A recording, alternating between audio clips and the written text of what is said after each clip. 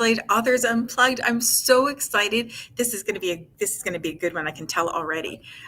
We have USA Today bestselling authors Emily Murdoch and Jade Lee. And Jade Lee is also a Dragonblade legend. And we were just talking about how there was a need for a sword or a cape or something to go along with that. Now I'm pointing to Emily. Throw that Brady Bunch thing. I'm not singing. I'll do a lot of because I love y'all and I love the company, but I'm not singing. No karaoke for you then. No karaoke, not even at the Draft to Digital thing at NINC. So, ladies, it's such a joy to talk to you this week. We have 2 releases. We've got Jade's book. Your book releases on Thursday, and it is. Oh wait, today's Wednesday.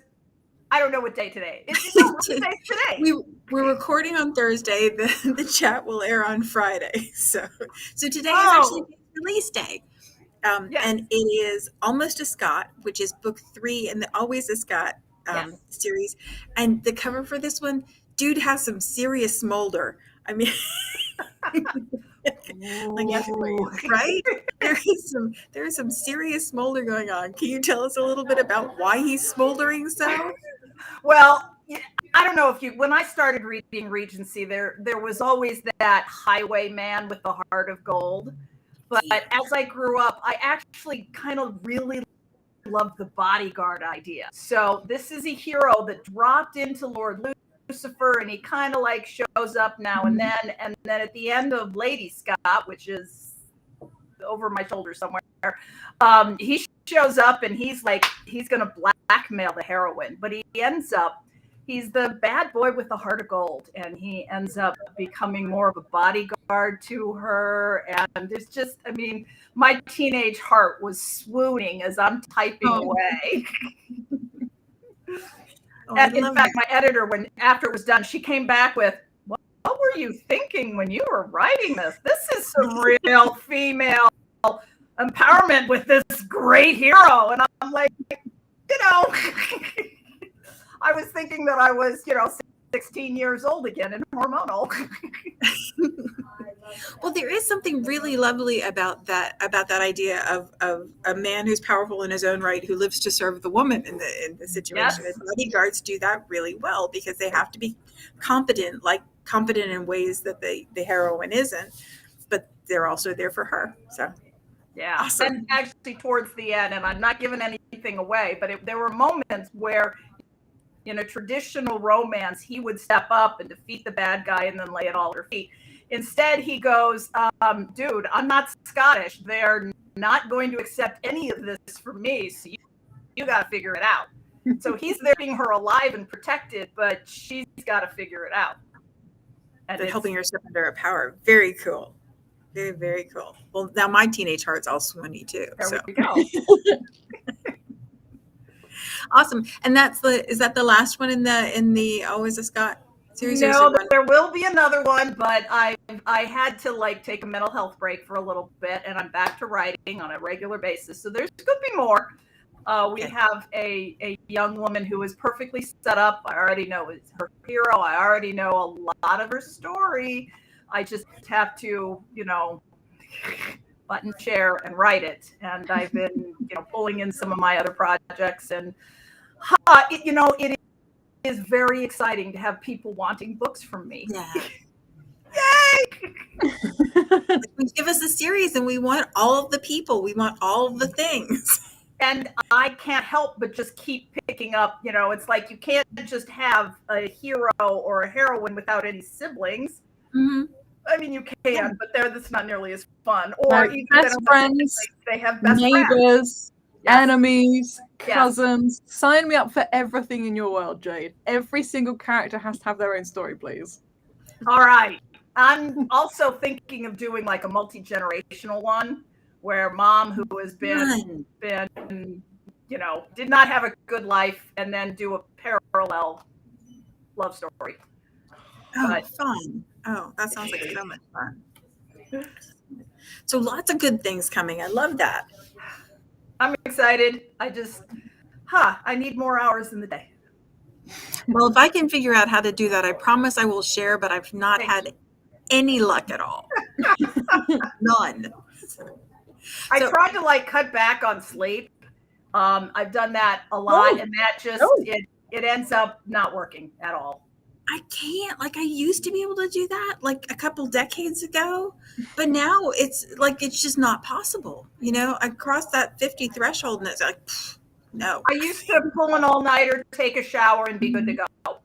Yeah. Something about that shower, I just, okay, now it's a new day and I'm good to go. And I have never pulled an all-nighter in my life, and I never intend Really? Okay, I don't function with less than 8 hours sleep, to the point where like I've had to be put to bed by friends when I was a student, being like, Emily, this is 10 p.m. You have to go now. You're not actually speaking any sense whatsoever. I mean, I had a run of 3 nights where I only got 5 hours a night, and I rang my long-distance boyfriend at the time, now my husband, sobbing down the phone. I was like, I'm broken. Oh no, it'll be the same again. And he was like, you will sleep again. You're gonna be fine. Can't do it. I need my sleep. I'm like a toddler. I think my last all-nighter was the birth of my eldest child. That was a doozy, and never since then. I don't know. I have the lovely thing of falling asleep now and then popping up like a daisy 2.5 hours later, and it's like, like, well, that's 2 to 3 a.m. Somewhere 2 to 3 a.m. Yep. What the heck is with that? You know? There's a medieval term for that. It's the second where sleep. Actually, there's that it's like between 1 and 3 a.m. It was like people regularly got up and read and created new members of their family, and there was an actual term for this from 1 to 3 a.m. And can I put my medievalist hat on? And yes, just, and tell me what it is, because I would love to give this a positive spin. Here we go.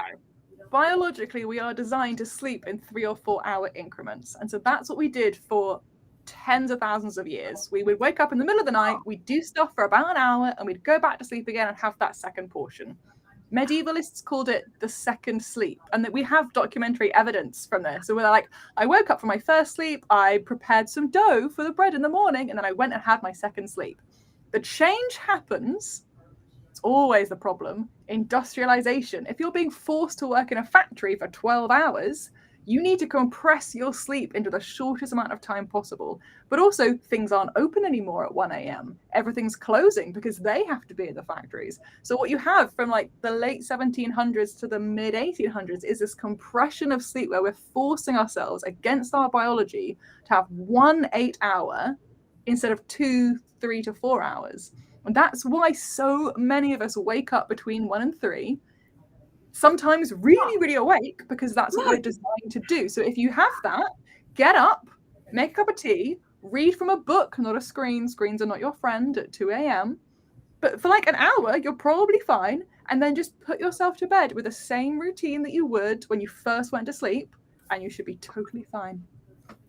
Oh my goodness. This is gonna change my whole entire life. This is why I love the medieval period. Oh, so I love that. I'm not baking bread. There's no dough making going on in the middle of the night. But I would read. We've got paintings of people playing card games between their first and second sleep. Samuel Pepys often got up and wrote his diary, and he would say, now I finished updating, I will now go for my second sleep. It was totally standard. I had no idea. I had no idea. Yeah. It's a brave new world. Challenge to you and to all of our viewers, if you're waking up between 1 and 3 and you're getting upset about it, don't get upset, stay calm, get up, do something, and then put yourself back to bed. Wow. Well, I don't have kids at home anymore, so I can do this. Mm-hmm. I'm sorry, I interrupted you, Evelyn. No. No, you and I, we can take notes in a couple weeks and see how it goes. Because in my head, it was this problem that needed to be fixed. I was, I was doing sleep wrong. And people get really tense about it. So I wake up. So I sleep between 8 and 9 hours every night, but it's not continuous. I wake up pretty much 3:30 every night. And every night I will wake up, I will check my messages, I will have a think about something, I'll think about my next day, I'll just lie there in bed being like, well, I'm awake, but that's okay, my biology says it's okay. And then I drift off again within 20 minutes, and I'm fine. Wow. Well, this is life changing. This is why I love the medieval period, because we often talk about the past in general as like, oh, they had no idea what they were doing, they had no real science, they had no real medicine, they didn't know what, and that includes the Regency. You know, we look back and go, oh, how silly they were to do that. There's a lot of knowledge and wisdom there that we've lost. And actually, if you start to apply it, your life will genuinely get better. I was just before this, I was reading an article. I was looking at ancient Chinese birth control. And it was, the article that popped up is that modern science has discovered these two herbs or whatever that was used in ancient Chinese medicine. And one of them is thunder root. But taken in very, actually relatively low doses, for whatever reason, it interferes with the mobility of the sperm. And so, you know, it wasn't 100%, but this was birth control. Well, scientists have looked at a pregnancy test that the ancient Egyptians used. I don't know if either of you have heard of this, maybe our viewers have, but essentially a woman goes to the bathroom for a number one on barley, and if it sprouts, you're pregnant. And everyone in the Victorian era was like, haha, the Egyptians, they had no idea what they were doing. About 10 years ago, some scientists went, well, what happens? So they did a study. 70% of the time it was accurate. 70%. Oh, wow. You're kidding. I'm not kidding. Pregnancy test from 4,000 years ago that's got a 70% accuracy rate within like the first 5-6 weeks of pregnancy. So we're tinkling on barley and using thunder root to unthunder our thunders. I mean, and all of this is stuff we can accomplish during pre-second sleep. Yeah. Yes. There we go. Middle, before second sleep, you sort all that paperwork out. You get all that sorted. You get your barley. You get your thunder root. We're good to go. Emily, you had a book that released this week. Would you like to tell us about it? I'll take off the medieval hat. No, because that was Emily, just the best thing ever. Now switch us. She's got to be the No. Yes. No, show everyone that cool bee you've got on. Oh. No more medieval knowledge for you. Now we can see the sparkly bee. I've talked to you how many times and didn't realize it was such a lovely sparkly bee. It's so cute. Very cool. I have a book out. We should probably talk about that. Do it. Just because every time I turn around, you have a book out. You know, it's like. I mean, yeah. So for those of you who haven't been spammed by knowledge of my series, The 12 Days of Christmas, it is 12 books releasing once a week, every week for the 12 weeks leading up to Christmas. So yes, for me, the Christmas countdown has already started. We are now 8 weeks away, and that means that book 4 comes out today, and that is 9 Ladies Dancing. Every single one of these books is in Kindle Unlimited, and they're all novellas, so they're real good like binge reads. So a lot of my readers have been reading them every week. It's like a Friday, Saturday treat. But a few are saving them up, and they're going to do binge them in batches. So do like kind of 4 or 6 at a go, or a few have said that they're going to wait until Christmas Eve and then binge the whole lot, which is, I mean, whatever floats your boat, readers. So this is the Fitzroy family we're following. This is 3 brothers, had collectively 12 daughters. There's 12 Fitzroy cousins, and their hijinks that we're getting up to. So books 1, 2, and 3 all take place at Christmas 1813. I really enjoyed writing those because you get to see the same scenes from different characters' perspectives. But now the next 3 books, we're 2 years later. So you get I didn't realize we were time jumping like that. Yeah, so every 3 books is a Christmas, but they're 2 years between each one. So 1813, 1815, 1817, and 1819. So you get to really like touch base with characters and sisters, and get to see kind of how their love marriages and things progress. So this is babies. And their babies. This is the first book of 1815, and it's unlike the previous Christmas that we saw. This Christmas is being hosting at Chalcroft, which is the seat of the Fitzroy family. So the oldest brother is hosting, and they are all coming in. So this is like complete chaos. You've got some real strong personalities that you've already met that you're going to see. But you're also going to see the eldest brother's children who you haven't met yet. And the eldest daughter is Olivia. She is very prim. She's very proper. She's the eldest of the eldest. She knows her place.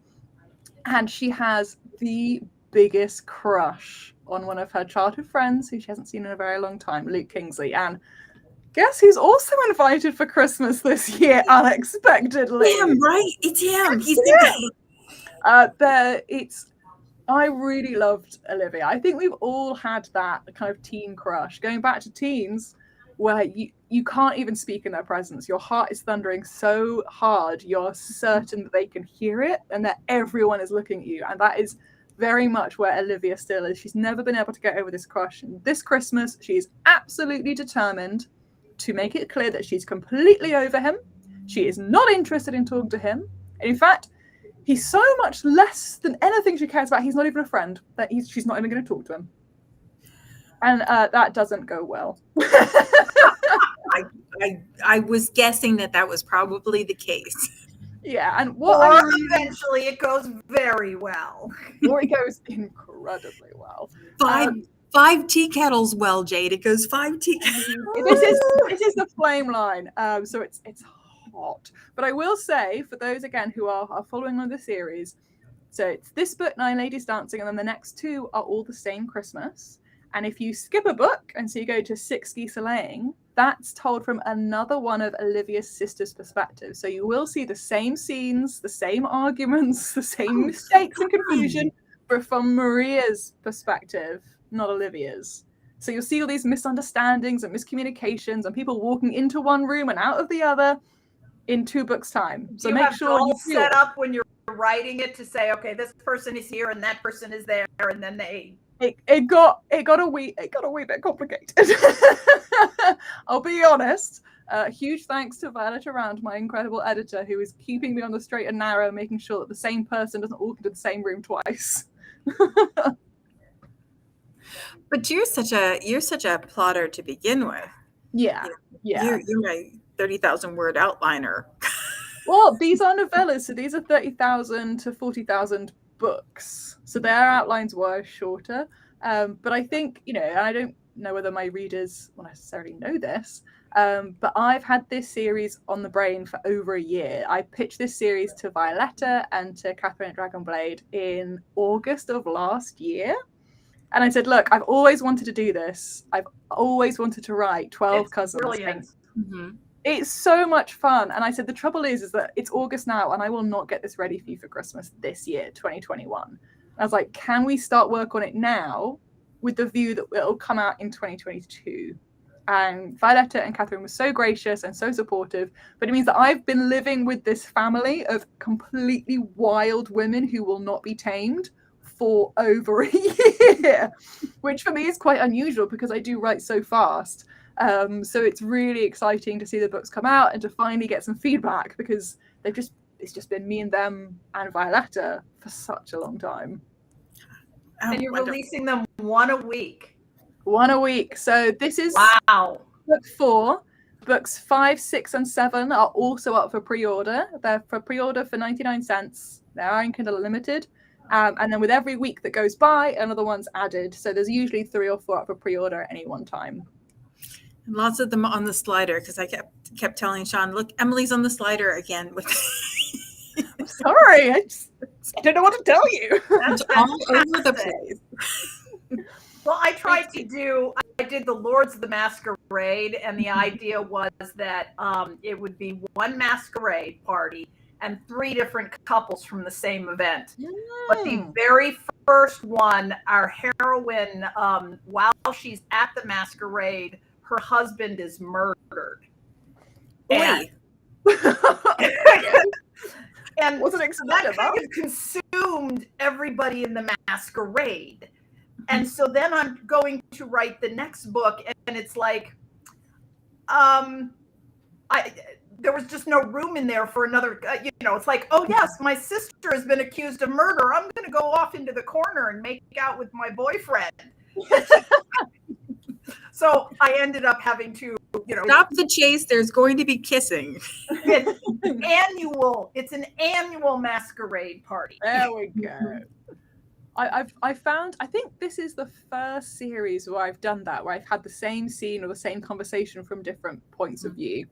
And I always found that writing the first one chronologically was great because I could just do whatever I wanted. But as you say, Jade, when I then came to write the same scene but from the other person's perspective, or an observer's perspective, or someone who comes in halfway and misunderstands, I would look at it and I'd be like, oh, but actually it would be way funnier if they said this, but now I've got to go back and change. So what I ended up doing was I would write these books in 3-book slots based on that Christmas. So I'd write all the 1813 ones, and then I could go back and change and edit, and then I'd submit them as a 3 to my editor and be like, right, that's that year done.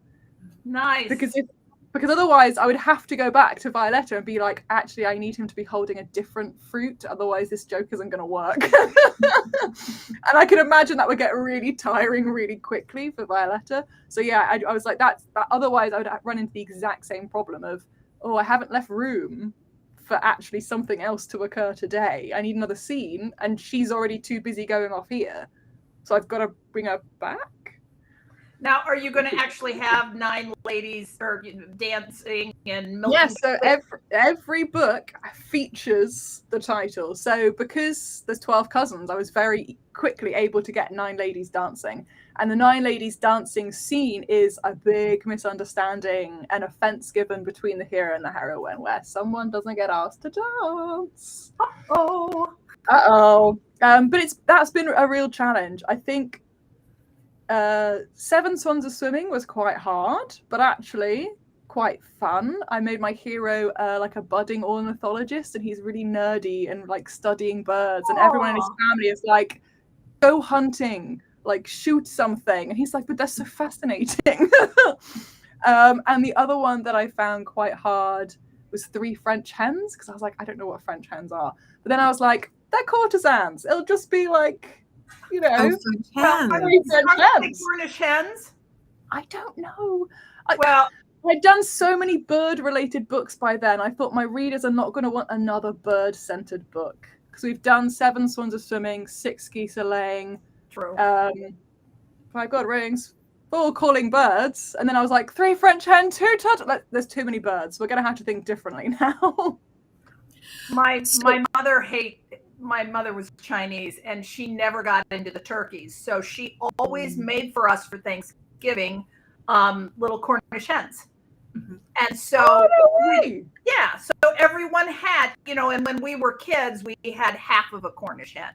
But, it's got all and I would look at these Thanksgiving pictures, and I'm like, why did they make that Cornish hen so very big? Why is Dad? I just didn't understand until the first time I saw a real turkey. And my mom was complaining, my grandmother was coming, I got to do a real turkey. And I was like, oh. As a British person, the idea of Thanksgiving to me is very alien. Like turkey isn't, other than maybe Christmas, but even then it's usually like a goose or chicken, like traditionally here in the UK. Like turkey, I don't think many people eat it at all. Feel free, readers. To but lots of things that we eat are not native to Britain. Let's be fair. Potatoes, tomatoes. If you're British and you're watching this and you're sitting there going, Emily, what are you talking about? I have turkeys all the time. Please let us know in the comments. I would love to be proven wrong, but I've never met anyone who has turkey even on the semi-regular. So, and that's sad because turkey is delicious. This is where I don't eat meat, so I take your word for it. It is meat, so there's that. I don't eat that. And tofu turkey is not my thing. So since we were talking about birds, and since I'm not going to get a chance to talk to you next week, I got to know about the 8 Maids of Milking, because I got the cover and I grew up in Amish country, and I just got to know. How... What have you got to know? Hit me with these. I got to know. Like, there's a milk can on the cover of the book. Okay. So you got to remember. So what's the deal? You got to remember. Okay, so this is the other sister, Katerina, not Maria. We have Maria further down. Katerina is she's the youngest. She's very accustomed to getting her own way. She goes where she wants. She does what she wants. But she's also very contrary. Well, just because we always do Christmas wreaths doesn't mean we have to do them this year, sort of sister. And what you find out in Nine Ladies Dancing is Chalcroft is a manor house and it is the seat of the family, but like they have a farm quite nearby. Like they're not very, very wealthy. And part of the farm has geese, which you'll see later, but also milking sheds and cows and, cattle and horses and stuff. And if you have small children or any children in audio of this, please cover their ears now. There are scenes of a spicy nature in a barn, which I had a huge amount of fun with. And milkmaids being hushed away by very domineering, strong men who had very much decided that Katerina was going to do what she was told. Yay. Okay. My mind is going all sorts of interesting directions. I bet it is. And you know what? I better go down a few of them. This is a spicy series, and I want to be very clear with my readers, with all readers. When you see my name without initials, they are sweet romances. And when you see my name with initials, there is sex in those books. And this series in particular... Emily Eek? Murdoch? Emily... It's my genuine initials, believe it or not, but it worked so well. I was like, the branding writes itself. There we go. But yeah, so this series of 12 Days of Christmas is the flame line for Dragonblade, which is very high heat. That it doesn't, I mean, it probably does. I wouldn't write much hotter. That's why we called it flame. Mm-hmm. For the heat part. Keep it warm this winter. That's all I'm saying. So Jade, I know that the Always a Scot series tied into the Lord of the Masquerade series, yep. And that was Lord Lucifer, Lord Ares, and Lord Lucifer, Lord Satyr, Lord Ares. Lord Satyr. And then it feeds seamlessly into the Scots. Awesome. Yeah. Awesome. And then it's Lord Scott, Lady Scott, and almost a Scot. And then we're getting more Scots after this. Yes, but I don't have a title for it yet. That's okay. I'll know what to look for when it comes. So you were talking in the beginning about your teenage heart. I was wondering, it got me thinking, when did you start reading romance? When did you fall in love with it? Well, so my older sister was reading Harlequin romances. And I was one of those sisters that anything she was doing, I couldn't do. Absolutely not. And she would, and so I wouldn't read any of those silly Harlequins. But I picked up, anybody remember those old Signet Regency romances? Yeah, I've got a few of those. I read those by the time I was in my late teens. I knew the days they dropped it. I went to, this is how old I am, I would go to the Walden Books and I would buy them and just read them. And then Kensington had the Muzzy Tuzzy line, or it was Zebra. And it's the same thing, it's traditional Regencies. And I just love them. And then I remember so clearly going to a bookstore in high school that didn't have the traditionals. It wasn't a 7-Eleven, but it was a convenience store. Mm-hmm. What they had was the spinny racks of historicals. I was like, well, they didn't have any of the traditional Regencies. I will try this one. Oh my God, it blew my little teenage mind. There was a mystery there. By today's standards, it was very tame. It was sort of open door, but it was all euphemism. And it was like, she went, oh my, and then said, oh yes. And that was about the extent of it. But my teenage mind just went nuts. All of a sudden, I was reading the big books and feeling very excited by them, and I started preteen was reading traditional Regencies. And my mom kept saying, don't you want to read It was like Encyclopedia Brown and Nancy Drew and all of that. And it was like, sure, Mom. And then I would throw these traditional Regencies in there. And I thought looking back, it's like, okay, I'd have a Nancy Drew book, but inside would have a very scandalous signet traditional Regency romance where it ends with a I love you and maybe a kiss. But oh my God, I was hiding them. and I stole my sister's Little House on the Prairie. It was Farmer Boy, which is a thick book. And I took it outside, but I was reading my traditional romance there. And because I was outside and I was paying attention, I dropped Farm Boy on the slide and I read the Regency. Then I went inside, forgetting that I had left my sister's book outside. And then it rained. Whoa! My sister, to this day, we are talking 40 years later, she still has not forgiven me for that. And rightly so. Yes. But we don't leave books in the rain. Yes, that was very bad. But that was me sneaking a traditional Regency. Yeah. It's amazing how it catches you and how it catches you so young. I used to hide them under the soapstone counter in chemistry because I hated chemistry class, and so I would read the old Harlequins under the. I had a very different experience, I think. So I grew up reading like Jane Austen, and I was like, I just wish there was more kissing in these books. Like, they're great books. There's no kissing in these books, and I loved medieval history, so I read a lot of medieval fiction. Lots of battles, lots of sweeping moves. Great. There's not enough kissing in these books. Where's the kissing? And I must have been 12, 13. That was my very same thought when I read Lord of the Rings. Yeah. Go ahead. So where's the kissing? Where's the kissing? So I was probably about 13. I remember saying to my mom, like, I want more like romantic books. And she was like, I'll lend you one. I read it years ago. I think it's more romantic. And she handed me Jilly Cooper's Riders. I don't know that one. And I read it and I go back to it and I was like, this is too much kissing. This is too much. I want something in between. There's too much kissing in this book. So we went to a charity shop together, and there was the rack of all of the different Harlequin historicals, Mills and Boons historicals, and Signet, and they were like 10p each. And she was like, here's £1.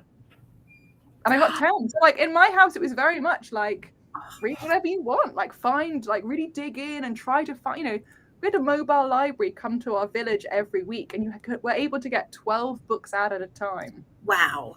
And I would have my 12 books and they'd be finished by Tuesday, which is when the bus would come back, and the mobile bus would come back, and I'd get it, I'd be, I need more books. So yeah, like I'd never had to hide them. Good for you. Good for my mom. Thank you, mothers, encouraging their children to read. Well, it's funny because my dad would travel a lot, and he'd get airport books. So he'd get a book on the way out and a book on the way back, because it was before cell phones. So he didn't have to work. And so I grew up reading Andrew Greeley and Sidney Sheldon and all of those kind of things, but somehow that was in a different category, even though they were just as adult with not as much kissing, but still just as adult as romances. But the romances were the ones that were in the box at the library, where you could grab them on your way out. You didn't even have to check them out. Really? Yeah. I just love those. Wow. I just love them. So my mom didn't mind if I read culture, but romance was not included, and she barely tolerated Lord of the Rings. But she did. There were several times. Once I got deep into Lord of the Rings, I was reading them nonstop, and she would punish me by taking away the books. And I would get, seriously. And so I would do whatever I had not done. And then I would wake her up at 6 a.m. and say, can I have my book back? And if she said no, I would stand there and argue with her. And so, why am I not surprised, Jade? Why am I not surprised in the slightest? And so in order to get more sleep, she'd be like, fine, take it. So many parenting decisions are made in order to get more sleep, I think. 100%. Whatever. Well, ladies, we could do this all day. I knew this was, I was looking forward to this because I knew this was going to be a good chat. We have run over our time. Have we? Yes, yeah, not by a lot, just by a little bit. It's fine. Look, we make the rules. So, it's like. Oh, okay. So there we go. It was such a treat to talk to both of you today. I really appreciate it. I'll pop the links for both of the books in the comments for the chat. Catherine also has a book release this week. That's Master of the Dawn. I always want to make it Masters of the Dawn.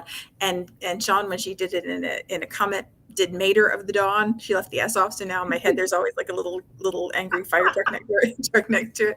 But I'll put the link to that one too. And Catherine hopefully will join us next week for next week's chat. So I should also mention that even though it's part of the series, my books are very, very standalone. So feel free to pick up Almost a Scot, even if you haven't read the earlier books. You won't be lost. Yeah.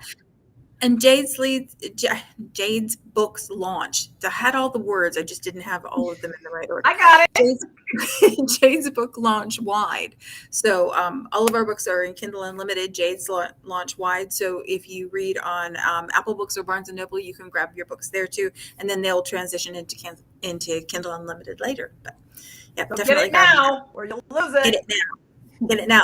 And as always, as I say every single week, because it continues to be true, Dragonblade books are best price pre-order and release. You want to grab them right away. So, yep. Ladies, this was such a treat. Thank you so much for taking the time, and we'll see everybody here next week at the same time. Amazing. Thanks. Bye. Oh, I should this way.